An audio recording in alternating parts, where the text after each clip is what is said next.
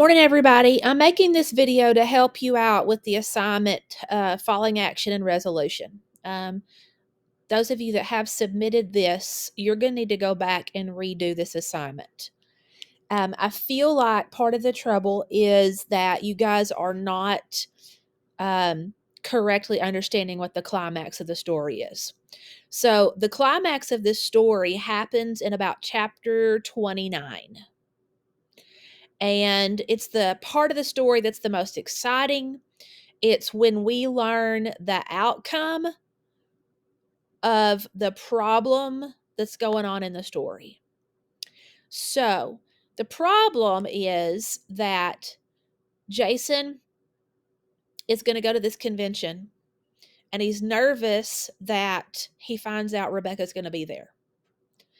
And he's feeling a little hesitant, even kind of wants to back out on going because he's not ever had a friend like this that he kind of sort of calls a girlfriend, and he's not really sure how he's going to talk to her. And he's also nervous how she's going to react when she sees him, because Jason doesn't look like a lot of other kids. He doesn't act like a lot of other kids, so it makes him nervous to be meeting Rebecca. So that's kind of the problem. Well, the climax of the story is the part of the problem that happens that we didn't expect. So, if you've read chapters 27 and 28, you know he met Rebecca at the convention and things didn't quite go the way he thought that they would. She didn't really spend much time talking to him. They didn't hang out at the convention. It was just kind of a quick moment where they met, they learned who each other was, and then they went their separate ways. But in chapter 29, when Jason and his mother go to the breakfast buffet to eat, I'm not sure what page this is in 29. It's going to be about the third page down. He says, "Then, just as we were about to leave the restaurant, I see Rebecca Stone walking in. I didn't recognize her face exactly, but I know who she is. Maybe it's the way my mother stiffens. But probably more, I put it together when Rebecca suddenly stops walking, then bends down to the carpeted floor like she has to tie her shoe, which doesn't need to be tied at all.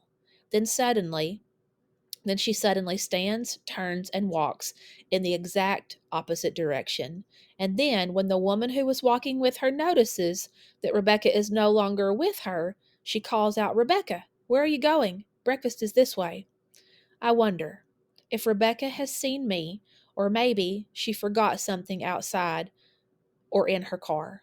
And who is that woman with her? I think maybe it is her mother. At the same instant I am thinking all this, I hear a funny little sound. It reminds me of Lester when he was alive, but when he was sick and you'd go to pet him, he'd make this funny little sound that only comes from pain. I think now it comes from my mother's mouth. It is not the kind of sound you can mistake for anything else."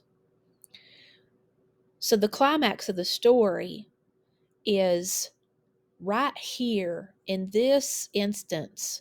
We learn that Rebecca wants nothing at all to do with Jason.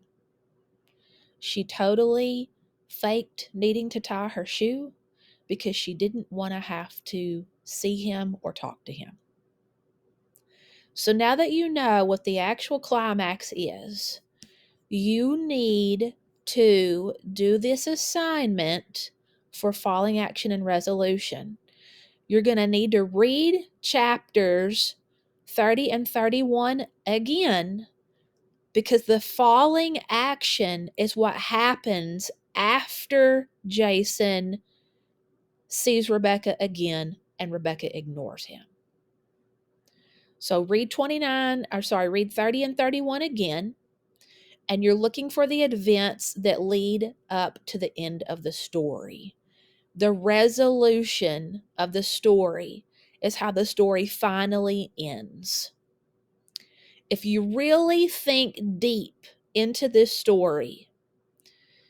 story is about Jason wanting to be accepted. He's wanting to not be different, to be seen as different. He wants to be like all other kids and to be accepted for who he is. So, really think deep about that as you read those last two chapters again. Remember, the climax, I just read it to you in chapter 29. Now, the falling action is the events that lead up to the end of the story, and the resolution is how the story finally ends.